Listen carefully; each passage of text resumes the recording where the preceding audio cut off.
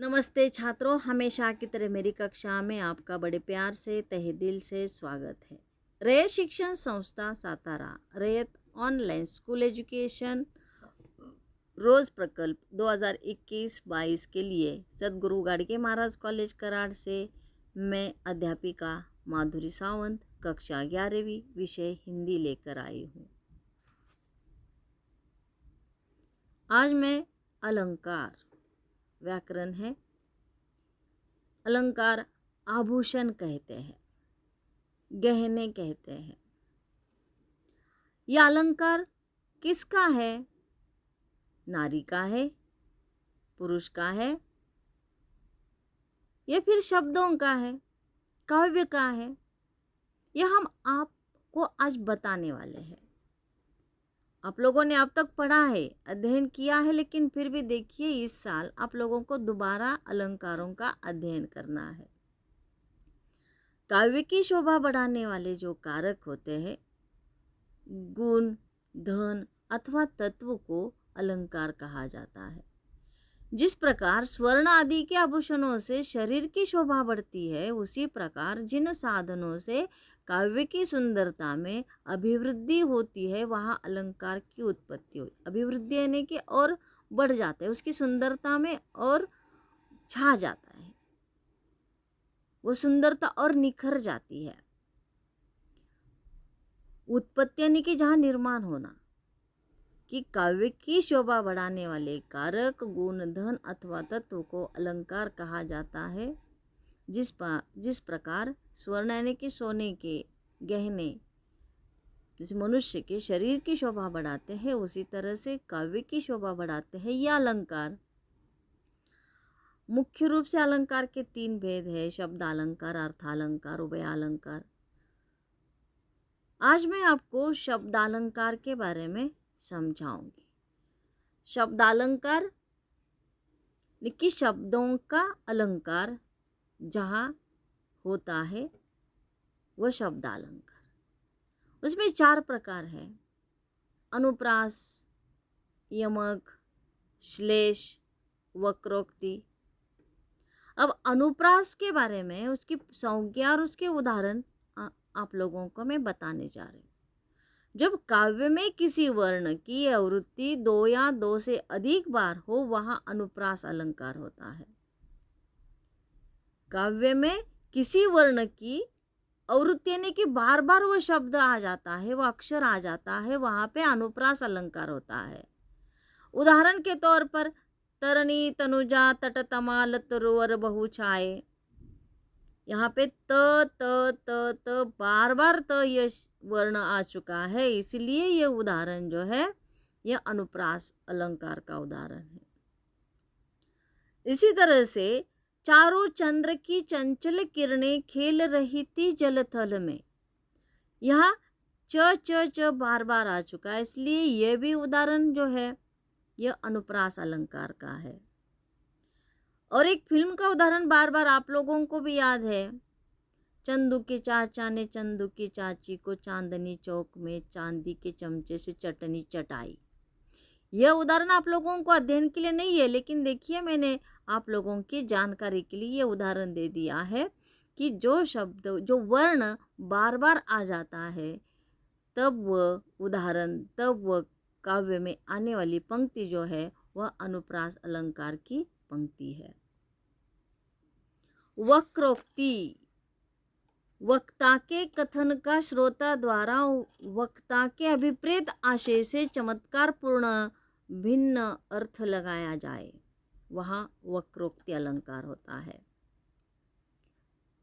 वक्ता जो बोलता है, श्रोता सुनता है, लेकिन वक्ता ने कहा है, लेकिन श्रोता ने सुनने के बाद उसका अपनी इच्छा के अनुसार उसका जो अर्थ लगाया है, इस अलंकार को वक्रोक्ति कहा जाता है। थोड़ा सा टेढ़ा मेढ़ापन इसमें होता है। उसका उदाहरण मैं आप लोगों को बताऊं: को तुम इत आए कहा, घनश्याम हो तू कित हो बरसो, चित चोर कहावत है हम तो, तह जाऊ जहाँ धन है सरसो। अब ये राधा और कृष्ण के बीच की बातचीत है। राधा रूठी हुई थी और घनश्याम यानी कि कन्हैया कृष्ण उनको पुकार रहे थे बाहर से, दरवाजे पर थपकियां दे रहे थे। तब ये राधा अंदर से कहती है कि को तुम इत आए कहा, कौन हो जो तुम कि यहाँ पे आए हो। तब वो बाहर से कहते हैं घनश्याम हो। सीधा सीधा बोल सकते थे कि मैं कन्हैया हूँ, मैं कृष्ण हूँ, लेकिन नहीं, उन्होंने कहा कि घनश्याम। अब घनश्याम यानी कि घनश्याम है, ये काले बादलों को भी कहा जाता है। इसलिए राधा भी बड़ी चालाक थी, इसलिए उसने कहा कि अरे घनश्याम हो तो कहीं और जाके बरसो, यहाँ पे तुम्हारी जरूरत नहीं है। मैं सुकुमारी नात वन जोगू, तुम ही उचित तपमो कह भोगू। अब देखिए आगे चलकर यमक अलंकार के बारे में आपको बताने वाली हूँ। काव्य में एक ही शब्द की आवृत्ति हो तथा प्रत्येक बार उस शब्द का अर्थ भिन्न हो, वहाँ यमक अलंकार होता है। यमक अलंकार सबसे आसान अलंकार मानते हैं। वो कैसे कि समझने के लिए बहुत आसान होता है कि काव्य में एक ही शब्द की आवृत्ति, बार बार वो शब्द आ जाता है, लेकिन बार बार आने के बावजूद भी उस शब्द का अर्थ अलग अलग होता है। उस शब्द को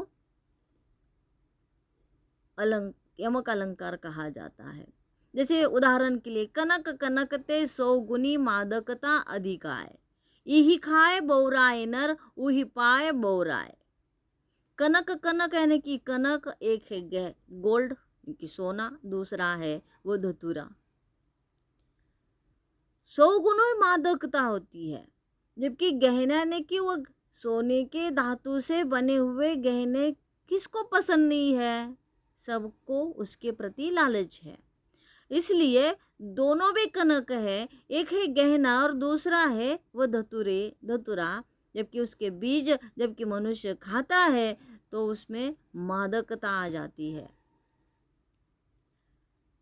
एक सोने को जब मनुष्य वो पाने के लिए, प्राप्त करने के लिए जब पीछे पड़ता है तो वो पागल हो जाता है, जबकि वह खाता है धतूरा का बीज तब वह पागल बन जाता है। यहाँ शब्द एक ही है कनक कनक, लेकिन एक कनक का मतलब है सोना और दूसरे कनक का अर्थ है धतूरे का बीज।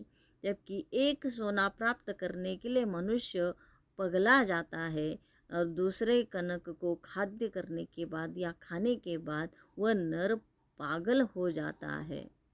इसलिए दोनों में भी अधिक मादकता है, यह संत बिहारी ने बताया है। 3 बेर खाती वे 3 बेर खाती है। श्लेष अलंकार के बारे में, जहाँ किसी काव्य में एक शब्द की आवृत्ति बार बार हो किंतु प्रत्येक शब्द के अलग अर्थ निकलते हो, वहाँ श्लेष अलंकार होता है। श्लेष यानी कि चिपका हुआ, जैसे एक शब्द दूसरे शब्द से जब चिपक जाता है तब उसका मतलब, शब्द वही है लेकिन उसका मतलब अलग अलग निकल जाता है, उसका महत्व अलग अलग होता है। जहाँ किसी काव्य में एक शब्द की आवृत्ति बार बार हो किंतु प्रत्येक शब्द के अलग अलग अर्थ निकलते हो, वहाँ श्लेष अलंकार होता है। जैसे उदाहरण के तौर पर रहीमन पानी राखिए बिन पानी सब सून, पानी गए न उबरे मोती मानुष चून। अब रहीम जी कहते हैं, देखिए कि रहीमन पानी राखिए यानी कि पानी को बचाकर रखना चाहिए। पानी के बिना सब कुछ सुना सुना होता है, अकाल पड़ जाता है। पानी के बगैर हम अपना जीवन नहीं जी सकते हैं। वही पानी, जबकि वो मोती सीप में निर्माण होता है, पानी की एक बूंद जब उस सीप में चली जाती है तो उस पानी की बूंद के मोती बन जाता है। मनुष्य के लिए उसका कितना महत्व है आप अच्छी तरह से जानते हो। और जो चूने के साथ वो मिल जाता है पानी, तो उसका गुणधर्म कैसे बदल जाता है। इसी तरह से कि पानी ही है लेकिन अलग अलग जगह पे उसका इस्तेमाल करने से उसका मतलब बदल जाता है, उसका गुणधर्म, उसका महत्व कम ज़्यादा हो जाता है। यह बात यहाँ इस श्लेष अलंकार के बीच में समझाने का प्रयत्न किया है। धन्यवाद छात्रों।